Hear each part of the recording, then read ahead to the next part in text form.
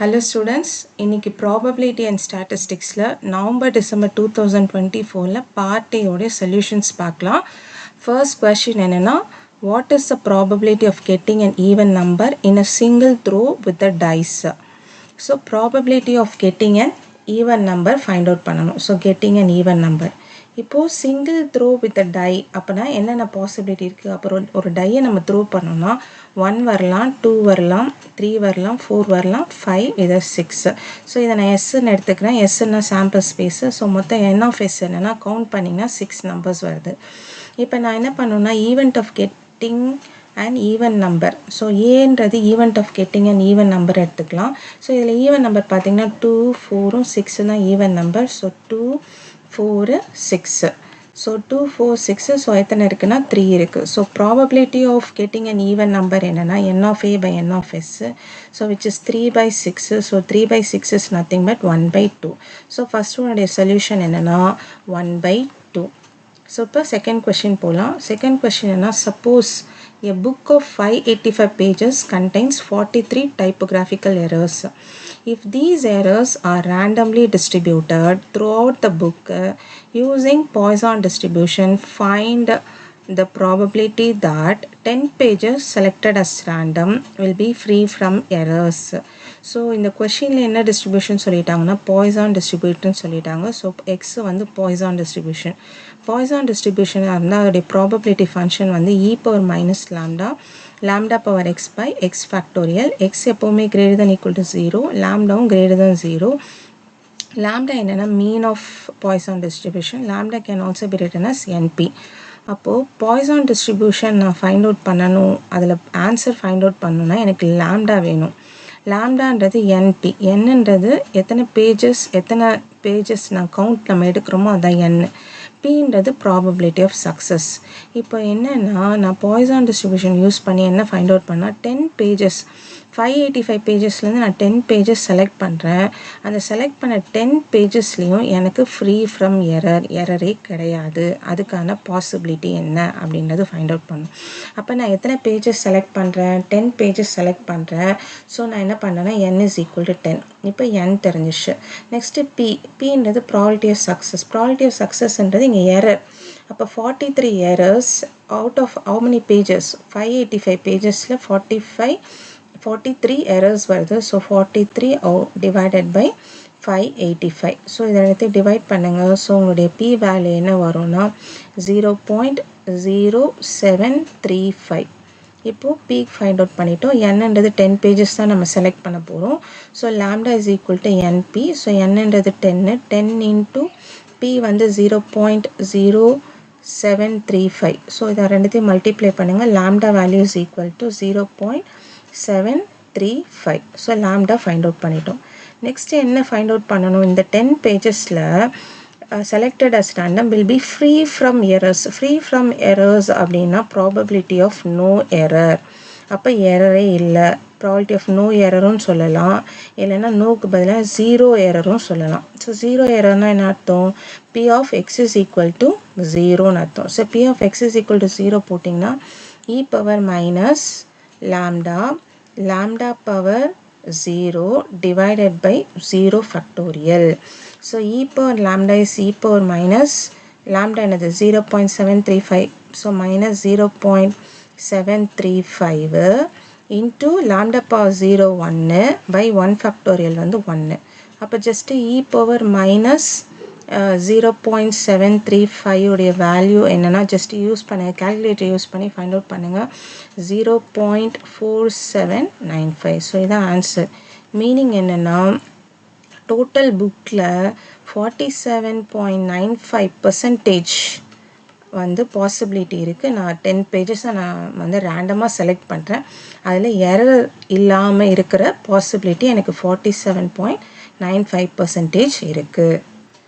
Next question, find the marginal distribution of x and y from the following probability distribution function. So marginal distribution of x கண்டுபிடிக்கணும், marginal distribution of y கண்டுபிடிக்கணும். அப்போ meaning என்னென்னா x next p of x is equal to x. அப்போ x என்னெல்லாம் value இருக்குது, x என்னெல்லாம் value இருக்குன்னா 1 1, இன்னொன்று வந்து 2, ஜஸ்ட்டு 1 2. இது marginal distribution of x. Next marginal distribution of y என்னது ya. Next p of y is equal to y. So y என்னெல்லாம் வேல்யூ இருக்கு, y என்னெல்லாம் வேல்யூ இருக்குன்னா 1 2. ஸோ இதுவும் 1 2. அப்போ எக்ஸ் 1 இருந்தால் என்ன வேல்யூ, எக்ஸ் 1 இருந்ததுன்னா என்ன வேல்யூ இருக்குன்னா 0.1 இருக்குது, 0.2 இருக்குது. இது ரெண்டுத்தையும் ஆட் பண்ணுங்கள் 0.3. அப்போ எக்ஸ் 2 இருந்தால் 0.3 0.4 ஆட் பண்ணுங்கள் 0.7. ஸோ இது ரெண்டுத்தையும் ஆட் பண்ணும்போது கம்பல்சரி உங்களுக்கு வந்து 1 வரணும். ஸோ எக்ஸ் 1 இருந்தால் 0.3. நெக்ஸ்ட்டு எக்ஸ் 2 இருந்தால் 0.7. அவ்வளோதான், இதான் marginal distribution of x. Next y. y என்றது 1 இங்கே இருக்கா, 1 கீழே இங்கே பாருங்க, இங்கே 0.1 இங்கே 0.3. ரெண்டுத்தையும் ஆட் பண்ணுங்க, ஆட் பண்ணிங்கன்னா 0.4. அப்போது y 1 இருந்ததுன்னா 0.4. நெக்ஸ்ட் y வந்து 2 இருந்ததுன்னா, ஸோ y 2 இருந்ததுன்னா அது கீழே என்ன வேல்யூ இருக்குது 0.2 0.4 ஆட் பண்ணிங்கன்னா 0.6. இது ரெண்டுத்தையும் ஆட் பண்ணிங்கனாலும் 1 வரணும். ஸோ y வந்து 0.6. So this is the marginal distribution of y. So the marginal distribution of x, the marginal distribution of x. Just in the margin இருக்கிற values போடணும். இங்கே margin என்ன இருக்கு 1 2 இருக்கும் போது 0.3 0.7. Next இங்கே 1 2 இருக்கும் போது 0.6 0.3. இப்போ next fourth question. Fourth question na, if u is equal to x plus y and v is equal to x minus y, how are the joint probability density function of x comma y and u comma v related? x y யும் u v யும் எப்படி relate ஆகுதுன்னு கேட்குறாங்க. என்னன்னா probability density function. probability density function என்னன்னா f of x comma y ன்னு சொல்லலாம். அப்புறம் probability u v னா f of u comma v. இந்த f of x comma y v யும் f of u comma v எப்படி ரிலேட் ஆகுது அப்படின்றது தான் கேட்குறாங்க. எப்படி ரிலேட் ஆகுதுன்னா f of u comma v is equal to modulus of Jacobian x comma y by dou of u comma v into f of x comma y. So இந்த மேலே x comma y அப்படியே இங்கேயும் மேலே x comma y வரணும். So இந்த Jacobian find out பண்ணிட்டோம் அப்படின்னா just இங்கே சப்ஸ்டியூட் பண்ணிட்டோம்னா we will get a relations between x and y and u and v. So இந்த Jacobian find out பண்ணதுக்கு x is a function of uv இருக்கணும், y is a function of uv இருக்கணும். இங்கே பாருங்க x is a function of uv இருக்கா, இல்லை, u is a function of x and y, v is a function of x and y ல இருக்கு. அப்போ இதை ஃபஸ்ட்டு நீங்கள் மாற்றணும். ஸோ எப்படி மாற்றுவீங்க, so first u is equal to x plus y இருக்கா, next v is equal to என்ன இருக்குது x minus y இருக்கா. ஸோ இது ரெண்டுத்தையும் ஜஸ்ட் என்ன பண்ணுங்கள் ஆட் பண்ணுங்கள். ஆட் பண்ணிங்கன்னா என்ன வரும் u plus v வரும் இந்த சைடு. இங்கே ஆட் பண்ணிங்கன்னா ஈக்குவல் டு 2x வரும். இந்த y என்ன ஆகிடும் கேன்சல் ஆகிடும். அப்போ x is equal to என்னது u plus v, இந்த 2 இந்த சைடு வந்துச்சுன்னா divided by 2. அப்போ இப்போ நான் x is a function of u and v வந்துச்சு, u plus v divided by 2. இப்போ நெக்ஸ்ட் என்ன பண்ணணும், x கண்டுபிடிச்சிட்டோம். நெக்ஸ்ட் y கண்டுபிடிக்கணும். y கண்டுபிடிக்கிறதுக்கு u is equal to x plus y இருக்கா, v is equal to x minus y இருக்கா. இது ரெண்டுத்தையும் அப்படியே சப்ராக்ட் பண்ணுங்கள். சப்ராக்ட் பண்ணிங்கன்னா லெஃப்ட் ஹேண்ட் சைடில் u minus v இருக்கும். இங்கே சப்ராக்ட் பண்ணிங்கன்னா இந்த x கேன்சல் ஆகிடும். இங்கே சப்ராக்ட் பண்ணிங்கன்னா இங்கே ப்ளஸ் ஆகிடும், ஈக்குவல் டு 2y. அப்போ y is equal to என்னது, இந்த 2 இங்கே கீழே வந்துச்சுன்னா என்ன ஆகும், y is equal to u minus v divided by 2. So y is equal to u minus v divided by 2. இப்போ இதை என்ன பண்ண போகிறோம், டிஃப்ரென்ஷியேட் பண்ண போகிறோம். டிஃப்ரென்ஷியேட் ஃபஸ்ட்டு என்ன பண்ண போகிறோம் வித் ரெஸ்பெக்ட் டு u பண்ணலாம். So dou x by dou u. So dou x by dou u என்னது 1/2 கான்ஸ்டன்ட்டு. டிஃப்ரென்சியேஷன் ஆஃப் u வந்து 1, டிஃப்ரென்சியேஷன் ஆஃப் v வந்து 0. அப்போ 1 + 0 என்னது 1/2. Next dou x by dou v. dou v பண்ணிங்கன்னா 1/2 constant, differentiation of u 0, differentiation of v வந்து 1. Next dou y by dou u. u பண்ணிங்கன்னா 1/2 வெளியில் எடுத்துருங்க, differentiation of u 1, differentiation of v வந்து 0. Next dou y by dou v எடுங்க, differentiation of இந்த 1/2 காமனாக, differentiation of u வந்து 1 0, differentiation of v வந்து -1. அப்போ 0 ஆகும், 0 - 1 என்னென்னா -1/2. இது அப்படியே ஜெகோபியனில் போடுங்க. ஜெகோபியன் ஃபார்மில் எழுதியிருக்கேன்.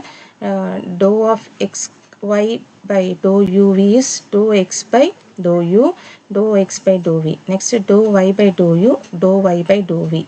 So dou x by dou u என்னது 1/2. ஸோ இது வந்து என்னென்னா 1/2. Next dou x by dou v என்னது இதுவும் 1/2. ஸோ இதுவும் 1/2. நெக்ஸ்ட்டு இது என்னென்னா dou y by dou u is 1/2, இதுவும் 1/2, dou y by dou v வந்து -1/2, ஸோ -1/2. ஸோ இதான் ஆன்சர். டிட்டர்மினன்ட் ஃபைண்ட் அவுட் பண்ணுங்கள். டிட்டர்மினன்ட் என்னன்னா 1/2 இன்ட்டு -1/2 என்னது -1/4.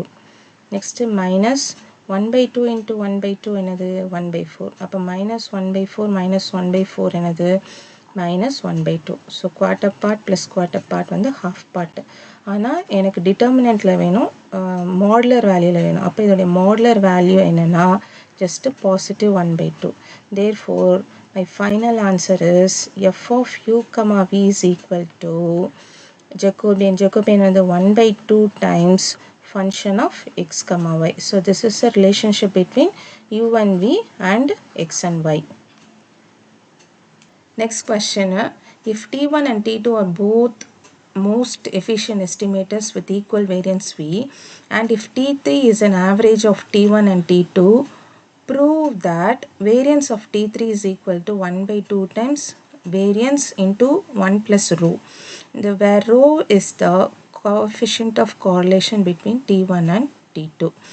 ஸோ இதான் கொஷின் கொடுத்துருக்காங்க. T1ம் T2ம் both are most efficient estimators தான் வித் ஈக்குவல் வேரியன்ஸ். அப்போ ரெண்டுத்துடைய வேரியன்ஸ் ஆஃப் T1ம் வேரியன்ஸ் ஆஃப் T2ம் ஈக்குவலாக இருக்குது. அது என்னவாக இருக்குன்னா வியாக இருக்குது.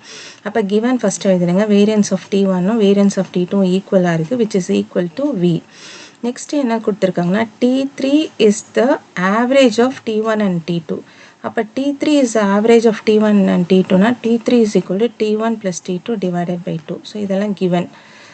இப்போ ப்ராப்ளமில் என்ன ப்ரூவ் பண்ணனா variance of T3 is equal to 1/2 variance into 1 plus ரோன்னு ப்ரூவ் பண்ணோம். இந்த ரோ என்னென்னா coefficient of correlation. So first coefficient of correlation அதெல்லாம் என்னென்னு தெரியணும்.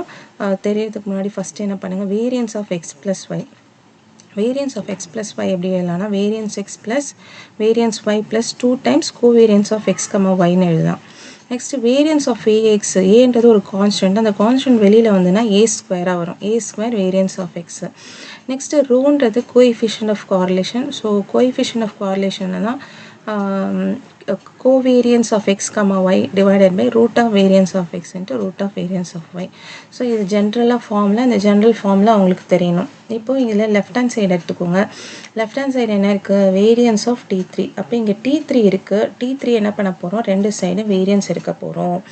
ஸோ ரெண்டு சைடு ஃபஸ்ட் என்ன பண்ணலான்னா வேரியன்ஸ் எடுக்கலாம். ஸோ வேரியன்ஸ் எடுத்திங்கன்னா என்ன ஆகும் அப்படின்னா variance of T3 is equal to, இந்த பக்கம் எடுங்க, variance of T1 plus T2 divided by 2. இப்போ divided by 2. ஸோ இந்த வேரியன்ஸ் இருக்க 2 வெளியே எடுக்கிறேன். அப்போ கான்ஸ்டன்ட் வெளியே எடுத்தால் ஸ்கொயராக தான் வெளியில் வரும். So which is equal to 1/4 into variance of T1 plus T2. அப்போ variance of x plus y என்னது, x plus y is variance of x plus variance of y plus 2 times covariance of x comma y.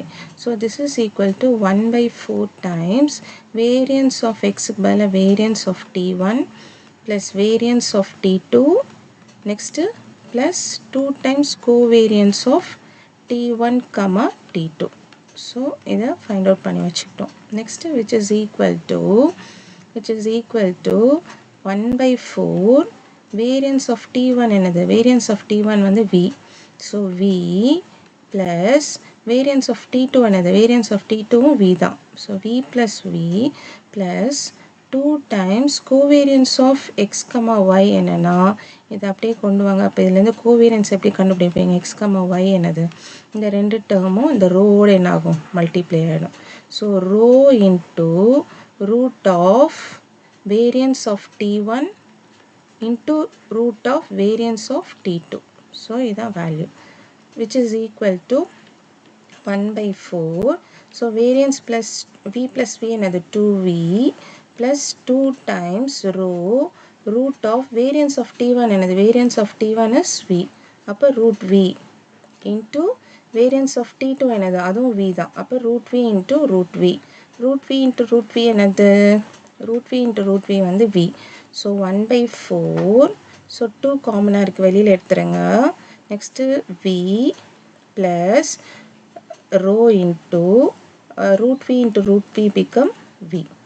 So 2 காமனாக இருக்குது, அதை cancel பண்ணிடுங்க. So இது balance 2 இருக்கும். So which is equal to 1 divided by 2.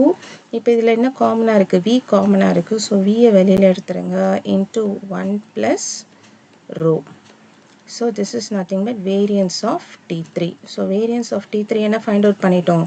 1 by 2 into V into 1 plus rho. So அதான் prove பண்ணிட்டோம். So hence we are proved.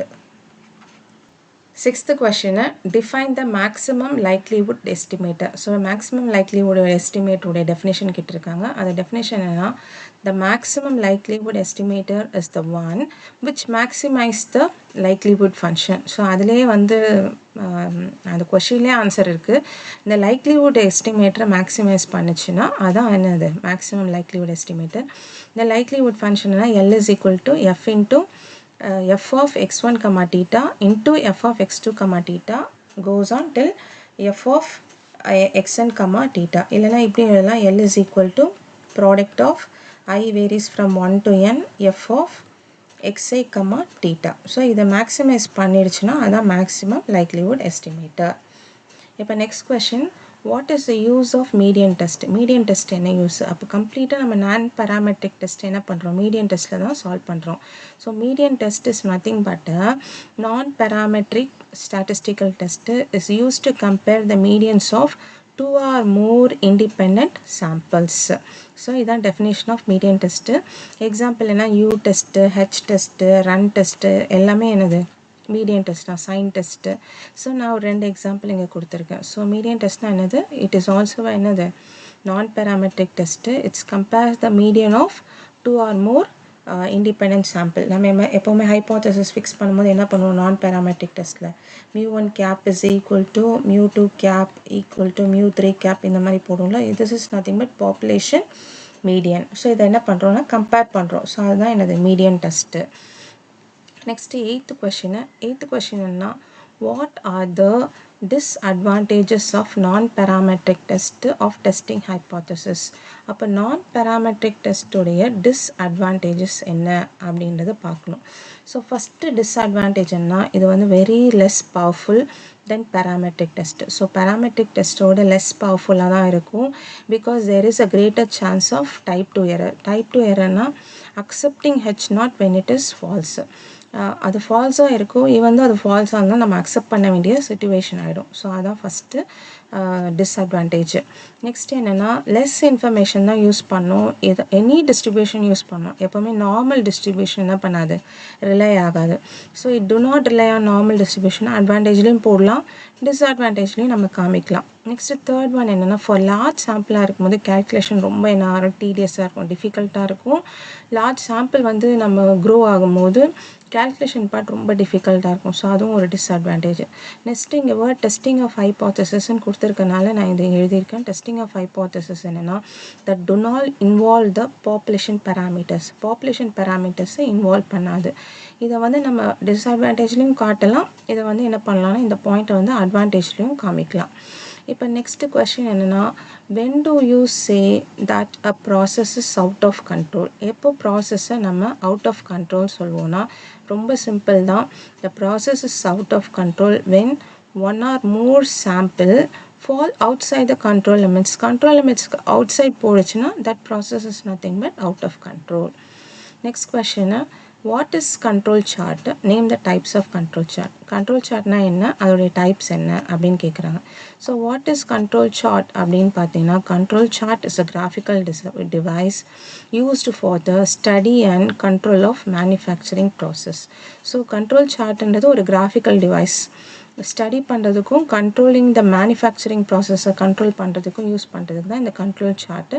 It is very simple to construct and also easy to interpret. Suppose use of control chart கேட்டாங்கன்னா நீங்கள் இந்த point என்ன பண்ணிக்கலாம், add பண்ணிக்கலாம். Types of control chart கேட்டிருக்காங்க. Types of control chart என்னென்னா, first one என்னென்னா control chart for variables. Variables என்னன்றது மெஷரபிள்.